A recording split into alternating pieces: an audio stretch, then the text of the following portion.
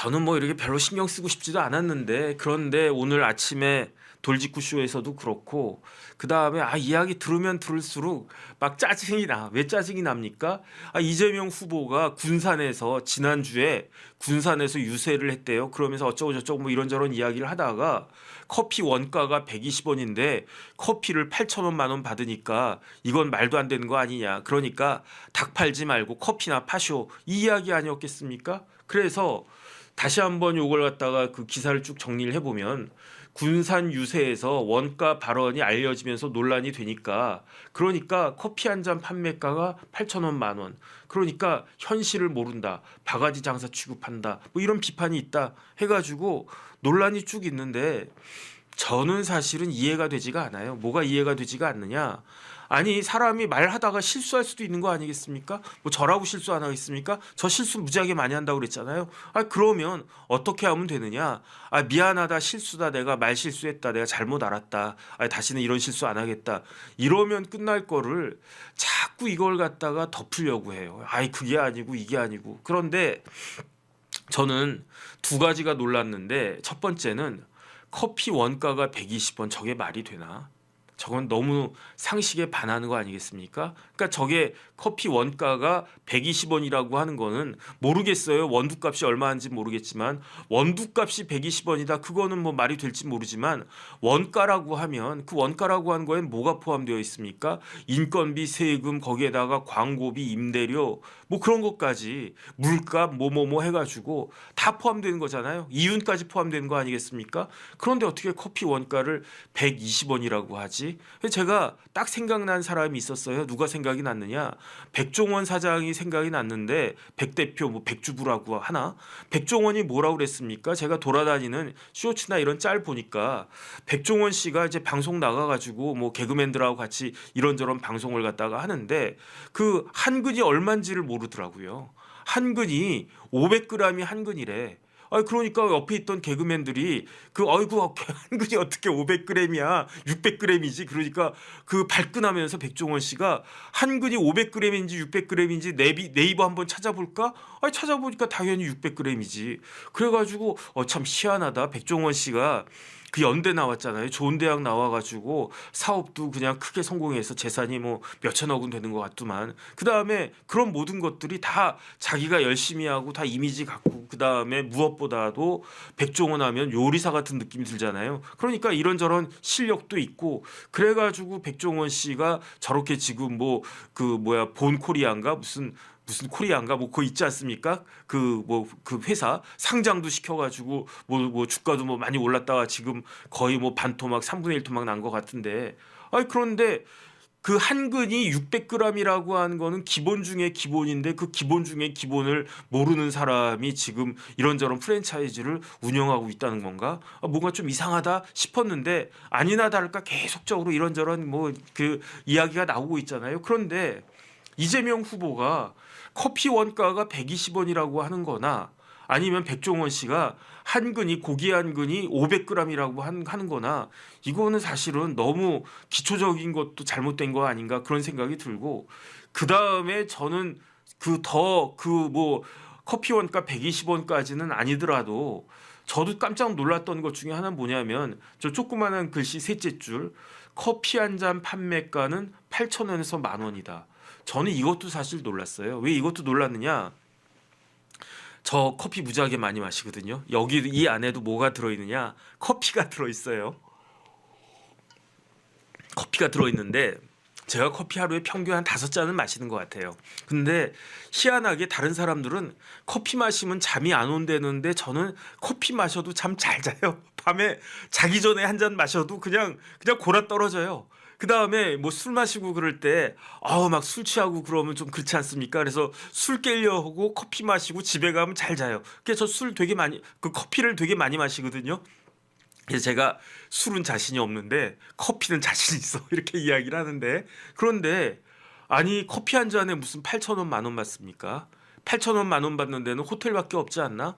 제가 사실은 지난주에 그 회의가 있었는데 그런데 그 사무실까지 왔다 갔다 할 시간이 없어가지고 그래가지고 저희 클라이언트가 그러면 변호사님 저기 여기서 보시죠 해가지고 그 시내에 있는 뭐 좋은 호텔에서 그 커피숍에서 제가 그 만나가지고 이런저런 뭐 미팅하고 그랬었는데 그때 보니까 커피값이 아메리카노 한 잔이 19,000원이더라고요. 아유 물론 좋지. 좋은데 야 비싸다. 여기서는 못 사 먹겠다. 그렇게 생각을 하는데 호텔 갈 때는 야 그래도 커피값이 뭐 한 뭐 이 정도는 되겠지. 한 뭐 만 원은 넘을 것 같고 한 2만 원 가까이 갈까? 이렇게 생각하고 가는데 막상 가서 커피 한 잔 아메리카노가 19,000원은 이래니까 어우 여기는 못 가겠네. 아무리 그래도 그렇지 이런 아메리카노 한 잔에 2만 원을 줘? 야 이건 좀 내가 정서적으로 안 맞는다. 이런 느낌이 들더라고요. 그런데 스타벅스에서 커피 한 잔 얼마입니까? 아메리카노 한 잔? 그 다음에 제가 자주 가는 데가 스타벅스, 그 다음에 또 어디 자주 가지?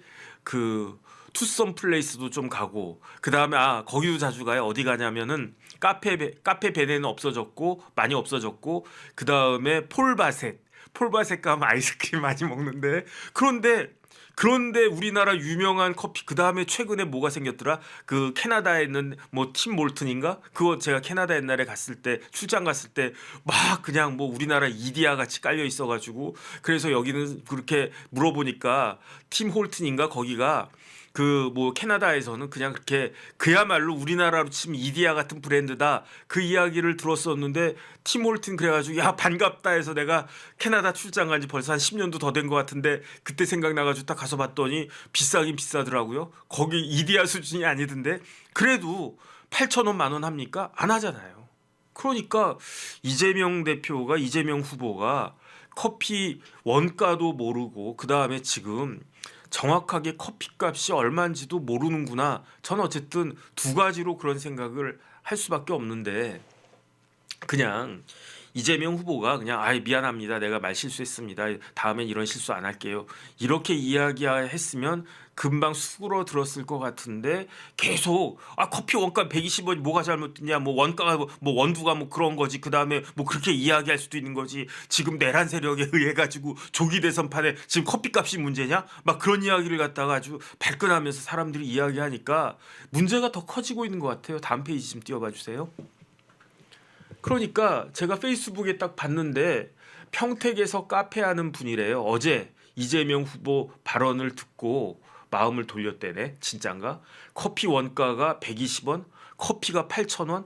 그러면은 커피 한 잔 팔면 얼마가 남습니까? 7,880원이 남는다는 이야기예요. 야, 하루에 100잔만 팔면 어떻게 되겠습니까? 7,880원 곱하기 100 하면 78만 8천 원이네. 한 200잔 팔면은 하루에 한 150만 원 버는 거네. 야, 그러면은 한 달이면 얼마냐? 한 달이면 4천만 원 넘게 버는 거네. 그러면 진짜 부자 되겠네. 그러면 진짜 변호사들이 다 때려치고 커피 가게 그 카페를 갖다가 할 수도 있지 않겠습니까? 주변 카페 사장님들도 말도 안 되는 소리다 혀를 찹니다. 4,000원짜리 커피 팔아가지고 물론 원두값 뭐 120원인지 얼마인지 모르겠어요. 임대료 그 다음에 인건비겠죠. 인건비를 빼면 남는 거 얼마나 되겠습니까? 진짜 한 잔 팔아가지고 한 5, 600원 남겠습니까? 그러면은 100장 팔면은 100잔을 팔면 하루에 한 50만 원 남는 겁니까? 그런데 이런 경제관념 가진 사람을 뽑았다가 이재명 후보가 그 닉네임 같은 게 뭐냐면 일 잘하는 이재명 뭐 옛날 MB처럼 뭐 도덕적이고 그런 거는 그냥 제껴두고 우리나라 어려우니까 우리나라 경제 어려우니까 어쨌든 이재명은 한다며 그 다음에 이재명은 일 잘한다며 유능하다며 그러니까 이재명한테 한번 맡겨봐 이런 생각들을 하는 사람이 많았을 건데 그런데 이야기하는 게 야 원가가 뭔지도 모르는 거 아니야? 이런 경제관념을 가진 사람을 뽑았다가는 안 그래도 어려운 자영업자들 더 힘들어질 거 아니겠는가 그런 생각을 갖다가 하게 된다. 그러니까 민주당에서 사실은 이 부분 관련해 가지고 그 긴장을 하는 것 같아요. 그러니까 뭐 저렇게 뭐 이재명 쪽 갔다가 김문수 쪽으로 마음을 돌린 사람들도 있을 거고 그냥 이재명 쪽에 있다가 그냥 혀나 끌끌 치면서 우리 후보님 좀 말씀 좀 잘하시지 이렇게 이야기할 수도 있는데 어쨌든 이게 연희님 감사드립니다. 그렇게 간단한 문제는 아닐 수 있는 거 아닌가 그런 생각이 들고요. 그다음 페이지 좀 띄워봐 주세요. 그러니까 국회의원 신성범 의원님이 옛날에 야인 생활 하실 때 저랑 뭐 MBN 같은 데서 같이 이제 패널로 이렇게 쭉 오랫동안 같이 했었거든요. 그래서 신성범 의원님이 재밌고 좋아요. 그다음에 아주 뭐 가식도 없으시고 저한테는 굉장히 좋은 선배님 같다 그 생각이 드는데, 근데 당연히 페이스북 친구죠. 페이스북에 신성범 의원이 글을 올렸어요. 커피 한 잔 8,000원에서 10,000원 받는다는데 원가는 120원이더라. 이 이야기를 보고 그 다음에 뭘 갖다가 이야기했느냐. 제가 지금 요게 커피인데 요렇게 나오네. 요 안에 커피가 들었는데 어떤 커피가 들었냐면요. 요 커피가 들어있어요. 이게 뭐냐면은 모카 골드 믹스, 맥심 모카 골드 이걸 갖다가 신성범 의원이 다 일일이 세봤나 봐요. 모카 골드 믹스가 50개 들었는데 그 한 통에 8,300원이래. 그래서 8,300원을 50개로 나누니까 한 개당 요거 하나가 얼마다? 166원이래. 저는 그냥 이거 생각도 안 하고 이거 하루에 2개, 3개 정도는 먹거든요. 그러면 제가 요걸로만 하루에 500원어치씩 먹는 거네. 그런데 이 봉지 커피 이거 하나도 지금 166원인데 어떻게 저기 카페에서 파는, 아까 조금 전에 봤던 준호 아빠인가 그러셨다고 그랬잖아요. 그런 분들이 파는 아메리카노, 아이스 아메리카노, 뭐 카페라떼 이런 것들이 산골샘물님 감사드립니다. 어떻게 120원이 되겠냐고요. 그 다음에 그분들이 커피 한 잔 팔아서 진짜 얼마 남기겠습니까? 500원 남기겠습니까? 600원 남기겠습니까? 그러면 그거 남겨가지고 하루에 100잔 팔면 50만 원. 50만 원 되나? 어쨌든 그렇게 해가지고 하루에 100잔 팔 수 있을까요? 뭐 스타벅스나 뭐 카페베네나 카페베네 지금 별로 없다고 그랬지, 폴바셋이나 그다음 뭐 이것저것 뭐 이런저런 커피 전문점 아주 그냥 크고 막 거기에 들어가면 뭐 럭셔리하고 그다음에 이렇게 뭐 하나 들고 다니면 좋아 보이고 그런 데라면 모르겠는데, 지금은 제가 듣기로는요 스타벅스도 그렇게 옛날 같지 않다는 그 이야기 들었는데, 그러면 동네 카페들은 오죽하겠냐고요. 그런데 마치 그런 사람들이 그런 카페에서 커피 한 잔 8,000원에 받아보세요. 그러면 몇 잔이나 팔리나. 그러니까 다른 걸 다 떠나가지고 이재명 후보가 현실적인 감각이 없는 거 아닌가? 다음 페이지 좀 띄워봐 주세요. 제가 제일 황당한 게 저게 이른바 이재명의 호텔 경제학이란 말이에요. 호텔을 10만 원에 예약한 겁니다. 그러면 돈이 들어왔겠습니까? 안 들어왔겠습니까? 아직 돈이 안 들어왔겠지. 들어왔을 수도 있고 안 들어왔을 수도 있어요. 근데 어쨌든 호텔 예약을 했어요. 그러니까 저 호텔 사장님이 우리 그 호텔에 파리만 날리고 있었는데 우리 호텔에 단체 숙박을 갖다가 한대래. 저걸 갖다가 10만 원이라고 하지 말고 100명이 그 예약을 해서 호텔 예약 1,000만 원이 들어왔다고 쳐봐요. 이거 간만에 진짜 우리 호텔 그 객실이 뭐 10% 20%밖에 안 찼는데 그래도 100명이 들어와서 풀로 찼네. 야, 기념이다. 그러면 어떻게 되겠습니까? 호텔에서 1,000만 원까지는 아니더라도 침대를 새로 구입하자. HC 선생님 감사드립니다. 그래가지고 침대를 갖다가 구입을 한 거예요. 그러면 가구점에서는 어떻습니까? 이야, 우리 저 파리 날리고 있었는데 500만 원짜리 가구 주문이 들어왔네. 그러면은 여기서 내가 남기면은 뭐 얼마 남겠습니까? 20% 마진 남다고 치고 100만 원 남기겠네.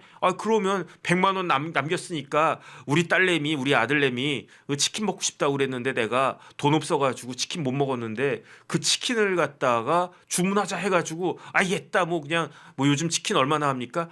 HCC 선생님 또 감사드립니다. 치킨을 갖다가 뭐 한 4만 원, 5만 원치 아빠가 그냥 크게 한 통 쏜다. 뭐 치킨에다가 이것저것 다 시켜가지고 5만 원어치를 갖다가 딱 쓰니까, 그러니까 또 치킨집에서 우리 딸내미 그거 하려고 그랬는데 그 샤프라도 하나 사주고 싶었는데 샤프가 그냥 필통이 너덜너덜 해가지고 그 꼴 보기 싫었는데 사라다빵 맛있겠다 감사드립니다. 사라다빵도 사 먹고 뭐 그다음에 그러려고 했는데 그랬는데 어떻게 됐다? 그다음에 그랬는데 그 사람이 노쇼를 했다는 거잖아요. 노쇼를. 그럼 어떻게 되겠습니까? 호텔은 1,000만 원 들어올 줄 알고 계획 세웠던 거 다 날라가고, 그 다음에 가구점에다가 뭐 계약금 한 50만 원 줄 수 있었겠죠.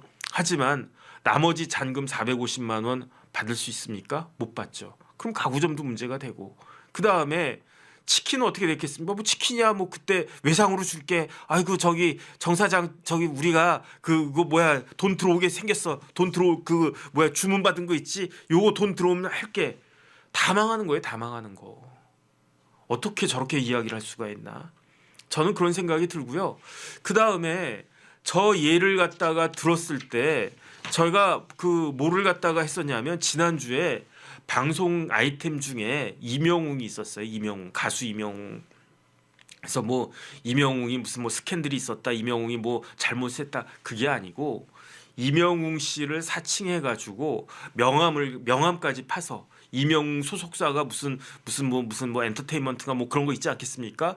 거기에 있는 그 명함까지 만들어서 진짜 나쁜 사람이에요. 그런 사람들. 그러니까 식당 주인들을 놀려 먹은 거예요. 어떻게 놀려 먹었습니까? 아, 그 안녕하세요 사장님, 저기 저 이명웅 소속사 무슨 기획에 지금 뭐 그 뭐야 매니저 뭐 정혁진입니다. 그러면서 그런데 우리가 이명웅 씨 모시고 가가지고 거기 그 식당에서 한 200만 원어치 그 회식을 갖다가 할 생각인데 그 세팅 좀 해주시고요. 그 다음에 이명웅 씨가 뭐 이명웅 씨 정도 되면 와인도 뭐 아주 그냥 샴페인 뭐 비싼 거 뭐 그런 거 드셔야 되는데 우리가 하기 번거로우니까 주변에 그 뭐 술 파는 그 가게 있으면 뭐 어떤 뭐 좋은 술 있지 않습니까? 그런 거 한 100만 원씩 정도만 딱 사다 놔 주시면은 저희가 회식하고 그 술값까지 다 계산해 가지고 이렇게 가겠습니다. 그 부탁드립니다. 그렇게 장난 전화를 친 거예요. 어떻게 됐겠습니까? 그 가게 주인은 그러면 야, 두 가지가 기뻤겠죠. 첫 번째, 요즘 어려운데 요즘 진짜로 식당들이 잘 되는 데만 잘 되고 지금 어려운 데는 무지하게 어렵지 않습니까? 그런데 진짜로 쨍하고 해뜰날 온 것 같은 그런 느낌이었을 거예요. 그럼 뭐 합니까? 일단은 뭐 야채 같은 것도 다 준비하고 고기도 다 세팅해 놓고 이제 나오나 저제 나오나. 그런데 노쇼였던 거예요. 그러니까 저도 사실 되게 죄송했던 적이 있어요. 식당 그 마음을 갖다가 제가 되게 미안해서 알아. 어떻게 하냐면 제가 이제 저희 고등학교 동문 회장 같은 거 했었단 말이에요.